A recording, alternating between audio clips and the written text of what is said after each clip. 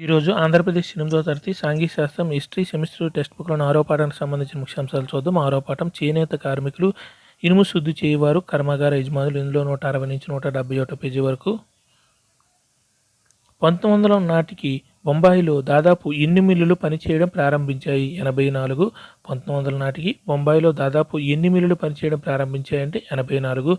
ఇవి చాలా వరకు ఏ వ్యాపారవేత్తల ద్వారా స్థాపించబడ్డాయి? పార్సీ, గుజరాతీ. ఇవి చాలా వరకు ఏ వ్యాపారవేత్తల ద్వారా స్థాపించబడ్డాయంటే పార్సీ, గుజరాతీ. వీరు ఎవరితో వ్యాపారం చేయడం ద్వారా డబ్బు సంపాదించారు? చైనాతో. వీరు ఎవరితో వ్యాపారం చేయడం ద్వారా డబ్బు సంపాదించారంటే చైనాతో. మొదటి మిల్లు ఎక్కడ ఎప్పుడు ప్రారంభమైంది? అహ్మదాబాద్లో మొదటి మిల్లు 1861లో. మొదటి మిల్లు ఎక్కడ ఎప్పుడు ప్రారంభమైంది? అహ్మదాబాద్లో మొదటి మిల్లు 1861లో. ఒక సంవత్సరం తర్వాత యునైటెడ్ ప్రావిన్స్లోని ఏ ప్రాంతంలో ఒక మిల్లు స్థాపించారు? కాన్పూర్లో. ఒక సంవత్సరం తర్వాత యునైటెడ్ ప్రావిన్స్లోని ఏ ప్రాంతంలో ఒక మిల్లు స్థాపించారు? కాన్పూర్లో. చాలా దేశాల్లో ప్రభుత్వాలు పారిశ్రామికీకరణకు మద్దతుగా దిగుమతులపై సుంకాలు విధించాయి. ఇది పోటీని నిర్మూలించి చిన్న పరిశ్రమలను కాపాడింది. అయితే ఏ ప్రభుత్వం భారతదేశం యొక్క స్వదేశీ పరిశ్రమలను కాపాడడానికి తిరస్కరించింది? వలసరాజ్య ప్రభుత్వం. చాలా దేశాలలో ప్రభుత్వాలు పారిశ్రామికీకరణకు మద్దతుగా దిగుమతులపై భారీ సుంకాలు విధించాయి. ఇది పోటీని నిర్మూలించి చిన్న పరిశ్రమను కాపాడింది. అయితే ఏ ప్రభుత్వం భారతదేశం యొక్క స్వదేశీ పరిశ్రమను కాపాడడానికి తిరస్కరించింది? వలసరాజ్య ప్రభుత్వం. మొదటి ప్రపంచ యుద్ధ సమయంలో బ్రిటన్ వస్త్ర దిగుమతులు తగ్గినప్పుడు భారతదేశంలో నూలు వస్త్ర పారిశ్రామిక వృద్ధిలో ప్రధాన పురోగమనం జరిగింది. ఏ సామగ్రి కోసం వస్త్రాలను ఉత్పత్తి చేయమని భారతదేశ కర్మాగారాలను బ్రిటిష్ వారు కోరారు?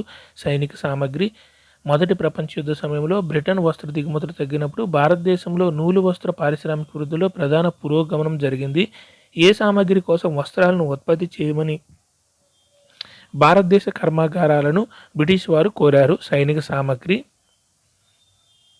మనం ముందుగా ఎంతవరకు మైసూర్ను పాలించిన టిప్పు సుల్తాన్తో భారతీయ ఇనుము ఉక్కు లోహశాస్త్ర కథను ప్రారంభిద్దాం. 1799 వరకు. మనం ముందుగా ఎంతవరకు మైసూర్ను పాలించిన టిప్పు సుల్తాన్తో భారతీయ ఇనుము ఉక్కు లోహశాస్త్ర కథను ప్రారంభిద్దాం. 1799. ఎవరి కత్తి ప్రత్యర్థి కవచాన్ని సులువుగా చీల్చగల పదునైన చాలా దృఢమైన అంచు కలిగి ఉంటుంది? టిప్పు సుల్తాన్. ఎవరి కత్తి ప్రత్యర్థి కవచాన్ని సులువుగా చీల్చగల పదునైన చాలా దృఢమైన అంచు కలిగి ఉంటుంది? టిప్పు సుల్తాన్. దక్షిణ భారతదేశంలో ఉత్పత్తి చేసే దేని వలన కత్తికి నాణ్యత వచ్చింది? కర్బన ఉక్కు, ఊర్జ్. దక్షిణ భారతదేశంలో ఉత్పత్తి చేసే దేని వలన కత్తికి ఈ నాణ్యత వచ్చిందంటే కర్బన ఉక్కు, ఊర్జ్ లేదా ఊర్జ్ ఉక్కు.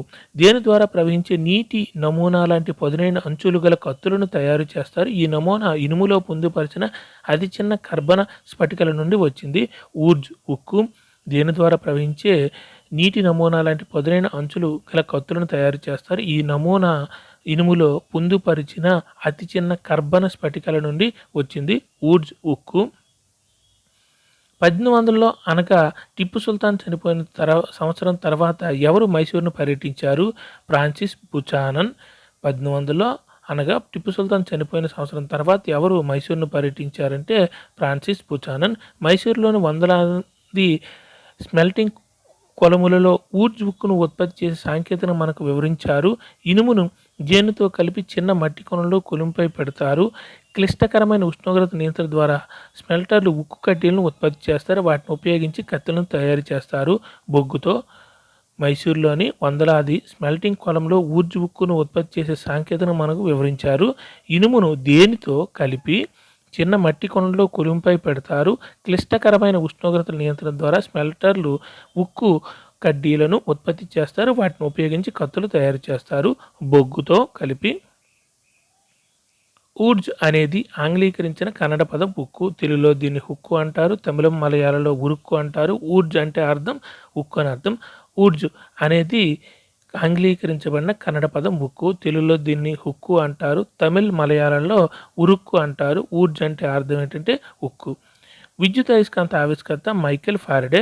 విద్యుత్ అయస్కాంత ఆవిష్కర్త ఎవరంటే మైకేల్ ఫారడే. భారతదేశ ఊర్జ్ ఉక్కు గురించిన లక్షణాలను తెలుసుకోవడానికి ఎన్ని సంవత్సరాలు పరిశోధన చేశారు? ఈయన 4 సంవత్సరాలు. 1818 నుంచి 22 వరకు. భారతదేశ ఊజ్ ఉక్కు గురించిన లక్షణాలను తెలుసుకోవడానికి ఎన్ని సంవత్సరాలు పరిశోధన చేశారంటే 4 సంవత్సరాలు 1818 నుంచి 22 వరకు. అయినప్పటికీ దక్షిణ భారతదేశంలో ప్రాచుర్యం పొందిన ఊజ్ ఉక్కు తయారీ విధానం ఎన్నవ శతాబ్దం మధ్యలో పూర్తిగా తన ప్రాముఖ్యతను కోల్పోయింది. 19వ శతాబ్దంలో అయినప్పటికీ దక్షిణ భారతంలో ప్రాచుర్యం పొందిన ఊజ్ ఉక్కు తయారీ విధానం ఎన్నవ శతాబ్దం మధ్యలో పూర్తిగా తన ప్రాముఖ్యతను కోల్పోయిందంటే 19వ శతాబ్దం. భారతదేశంలో ఎన్నవ శతాబ్దం చివరి వరకు ఇనుము శుద్ధి చేయుట అనేది చాలా సాధారణ ప్రక్రియ. 19వ శతాబ్దం చివరి వరకు భారతదేశంలో ఎన్నవ శతాబ్దం చివరి వరకు ఇనుము శుద్ధి చేయటం అనేది చాలా సాధారణ ప్రక్రియ. 19వ శతాబ్దం చివరి వరకు ముఖ్యంగా ఏ ప్రాంతంలోని ప్రతి జిల్లాలో లోహాన్ని శుద్ధి చేస్తూ ఉండేవారు. వీరు స్థానిక ఖనిజ నిక్షేపాలను ఉపయోగించి ఇనుమును ఉత్పత్తి చేసి దీనిని రోజువారీ వినియోగం కోసం అవసరమైన పనిముట్లు సాధనాల తయారీకి ఉపయోగించేవారు. బీహార్, మధ్య భారతదేశంలోని ముఖ్యంగా ఏ ప్రాంతంలోని జిల్లాలో లోహాన్ని శుద్ధి చేస్తూ ఉండేవారు. వీరు స్థానిక ఖనిజ నిక్షేపాలను ఉపయోగించి ఇనుమును ఉత్పత్తి చేసి దీనిని రోజువారీ వినియోగం కోసం అవసరమైన పనిముట్లు సాధనాల తయారీకి ఉపయోగించేవారు. బీహార్, మధ్య భారతదేశంలోని లోహమును శుద్ధి చేసే బట్టీలు సాధారణంగా మట్టి, ఎండబెట్టిన ఇటుకలతో నిర్మించబడేవి. ఎవరు లోహాన్ని కరిగించేవారు? పురుషులు. ఎవరు తిత్తులను ఆడించేవారు? అదని బిల్లోస్ అంటారు. మహిళలు. లోహంను శుద్ధి చేసే బట్టీలు సాధారణంగా మట్టి, ఎండబెట్టిన ఇటుకలతో నిర్మించబడేవి. ఎవరు లోహాన్ని కరిగించేవారంటే పురుషులు కరిగించేవారు. ఎవరు తిత్తులను ఆడించేవారు? బిల్లోస్. అదే తిత్తులను బిల్లోస్. మహిళలు.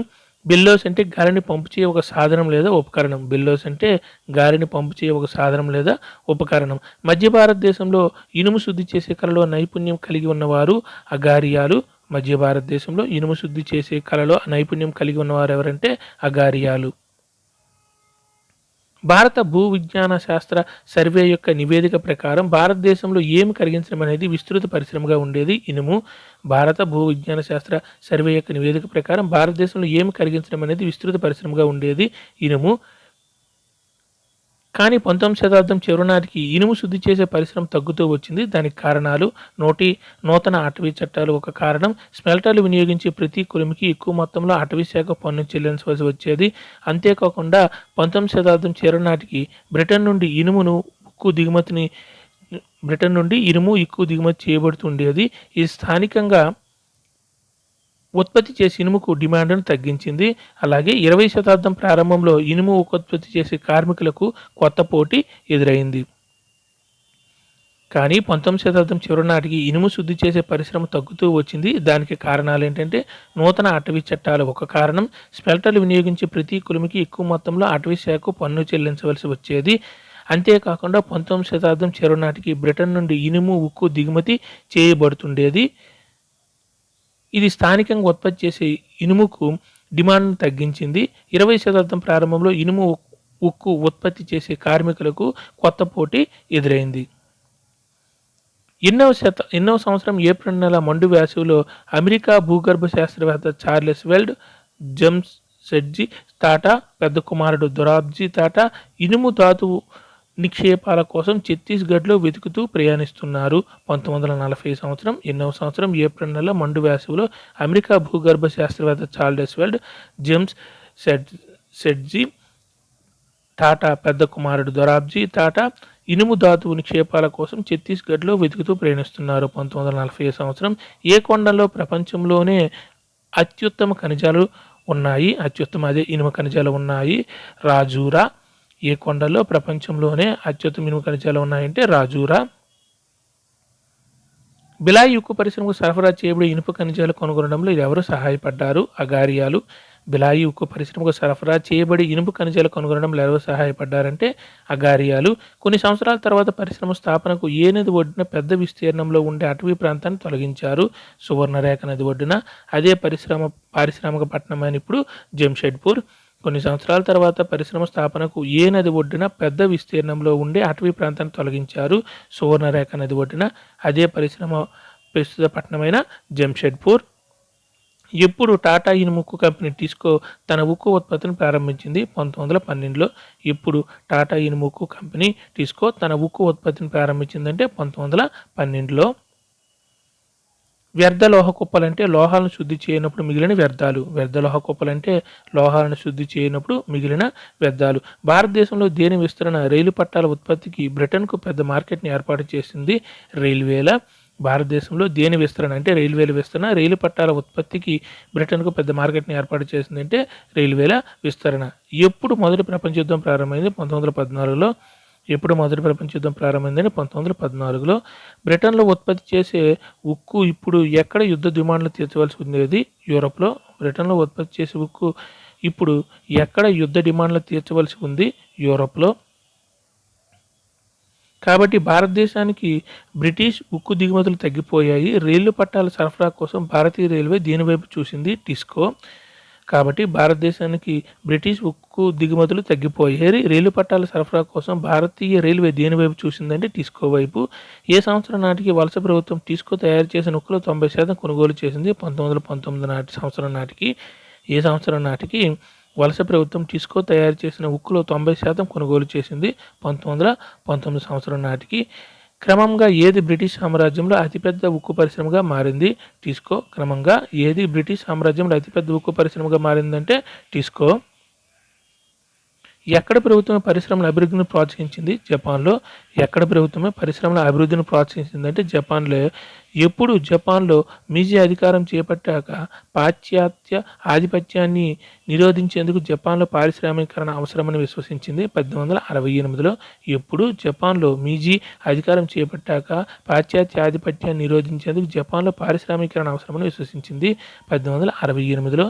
భారతదేశంలో మాత్రం ఏ ఆధిపత్యం పారిశ్రామికీకరణకు అడ్డంకులు సృష్టించింది? వలసవాద ఆధిపత్యం. భారతదేశంలో మాత్రం ఏ ఆధిపత్యం పారిశ్రామికీకరణకు అడ్డంకులు సృష్టించింది? వలసవాద ఆధిపత్యం. ఎవరి ఆక్రమణ భయం జపాన్లో పారిశ్రామికీకరణ ప్రేరేపించింది? విదేశీ ఆక్రమణ భయం. ఎవరి ఆక్రమణ భయం జపాన్లో పారిశ్రామికీకరణ ప్రేరేపించిందంటే విదేశీ ఆక్రమణ భయం. Thank you.